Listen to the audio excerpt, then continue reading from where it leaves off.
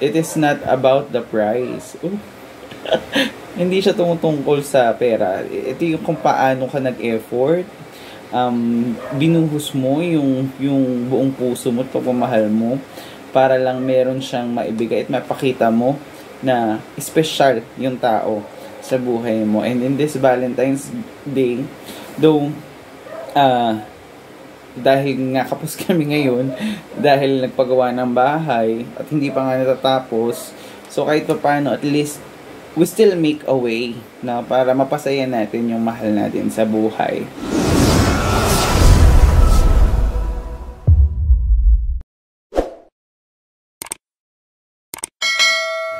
What's up mga kamams and mga kapaps, and welcome once again to my channel. And for today, I will be teaching you a tutorial which is called a money bouquet. So since Valentine's Day today, actually yung kakagising ko lang eh, iso-surprise natin si Macy's. So gagawa tayo ng money bouquet. So ang ginawa ko, naging resourceful tayo dito. So nagpapalit ako ng malulutong na available lang sa kuya ko dahil naubos na yung malulutong namin. And then, nilagay ko siya sa plastic ng yellow. So, ito mangyayari. So, pasok siya dito. No? So, from this, lalagay natin dito sa plastic na yellow. And then, after that, ang gagawin natin is iti-tape natin para makover yung buong pera nang walang excess na plastic. At papakita ko sa inyo kung paano yun. Ayan. So, nalagay na natin siya sa plastic. So, ang gagawin natin is lalagyan na natin siya ng tape. Okay? So, see to it, nakasagad siya. Ayan, tutupi lang natin siya first. Kuha tayo ng tape. Lagyan ng tape. Then, lagyan din yung kabila para hindi siya bumuka. And then, pati itong dulo, this one, lagyan din natin para pag finold natin, hindi siya bubuka. Sorry, nakikita ang kamay kong malaki.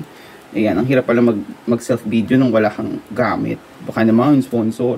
Alisin natin yung hangin para hindi lumobo kapag finold natin. Tsaka natin tiklopin ng ganire at tsaka lagyan ang tape. So, pahihirapan natin si Mrs. na magtanggal nito sa isa. Ayan. So, ganyan ang mangyayari sa kanya. Ayan. And then, afterwards, so, pakita ko sa inyo kapag nalagyan na natin lahat ng ganitong tape. At iyan na nga mga kamams, mga kapaps, natapos na natin. And it took me a while para matape no? At masealed yung ating mga pera. So, ito na ang gagawin natin na susunod. Meron tayong banana cue stick. Dapat barbecue stick lang. So, wala tayong barbecue stick. So, kinuha ko lang to sa bahay ng nanay ko para gamitin dito sa DIY. Pero kung wala kayo, pwedeng walis tingting naman. So, pag hindi umubra to, dahil sa sobrang laki, na-try natin ang tingting or walis tingting. Pero susubukan kong putulin kung magagawa natin ang paraan. So, eto siya, gagawin natin yung proseso. At eto siya. So, from here, fold lang natin ng ganito. Yan. Then, from that, lagyan natin ito ng tape.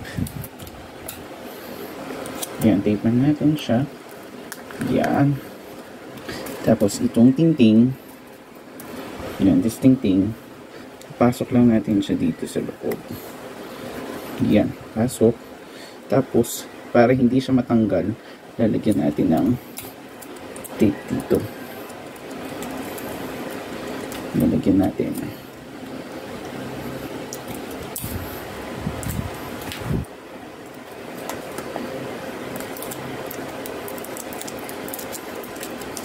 Yan. So, ganyan ang kanyang magiging itsura. No? Yan. So, 100. Lagyan pa natin dito. Yan.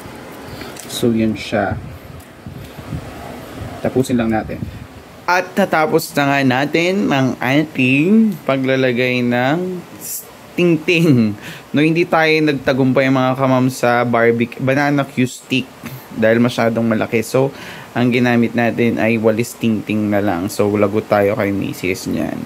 And ang next natin gagawin ay gagamit tayo ng styro. So, itong styro na to, nakuha ko lang dun sa ilaw ng center light nila kuya. So, atiin natin siya, ayusin natin, papakita ko sa inyo kung magiging itsura niya. At ito na nga. At ito na siya. Ayan. Okay? And then, lalagyan din natin siya ng stick or walis ting-ting pagbabaunin natin para hindi siya maghiwa-hiwalay. So, isa rito.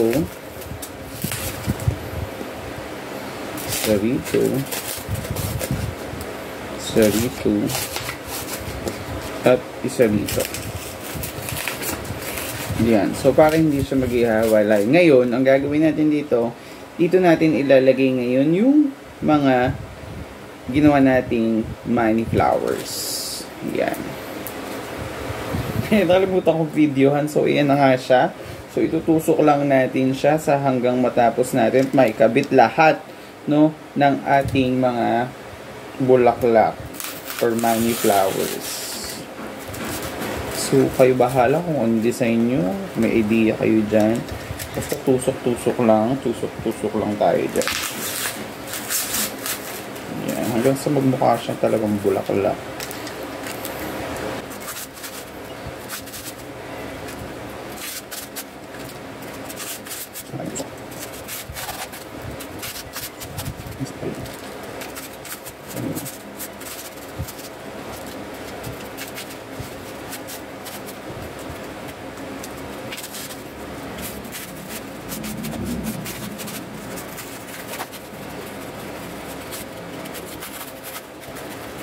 Yan.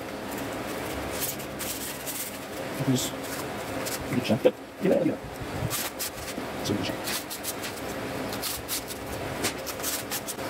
Yeah, yan na siya. Ganito magiging itsura niya, mga kamams, mga kapaps. Then, after that, babalutan na natin siya para magmukha talaga siyang bouquet.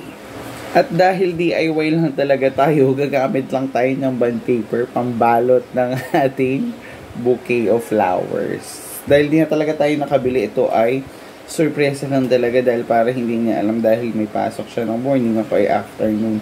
So, hindi na makakalabas para bumili pa, no? So, ang gawin natin, ito ang ipang babalot natin. Ayan, first layer. So, binalutan ko yung styro. Hindi ko na napakita dahil ang hirap. Tapos, nilagyan ko siya ng isang sheet dito. So, para ito yung pinaka-base niya. And then, after that, magtitiklop tayo ng ganitong fold. Ayan, ganyang fold. Ito yung pagdudugtong-dugtongin natin. Tapal hanggang sa magmukha siyang bouquet. At ito na nga siya, mga kamams, mga kapaps. Nakagawa na tayo ng DIY bouquet. Ayan. So, gagawin natin, iiwan natin to sa bahay, lalagay lang natin dito sa dining table para pagbukas niya ng pinto, makikita niya to. And then, syempre, pag uwi, bago ako umuwi, dadaan ako sa favorite niyang donut store, yung Alka po ng paborito niyang donut, kasi nga hindi siya kumakain ng chocolate, at ayaw niya nang nasasayang pera, kaya hindi bulaklak ang binigay ko, kaya pera, panggastos niya. Pang-budget niya sa pagkain.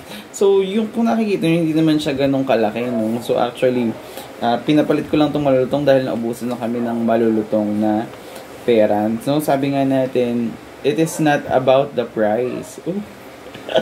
Hindi siya tungkol sa pera. Ito yung kung paano ka nag-effort, binuhos mo yung buong puso mo at pagmamahal mo para lang meron siyang maibigay at mapakita mo na special yung tao sa buhay mo. And in this Valentine's Day, though, dahil nga kapos kami ngayon, dahil nagpagawa ng bahay, at hindi pa nga natatapos, so kahit pa paano, at least, we still make a way na para mapasaya natin yung mahal natin sa buhay. So, happy Valentine's Day, everyone! So, pakita ko sa inyo mamaya, pag nakita niya na ito, sabihin ko mag-picture siya. Pag nakita na niya. Okay. That's it, mga kamams and mga kapaps, and I will see you next vlog.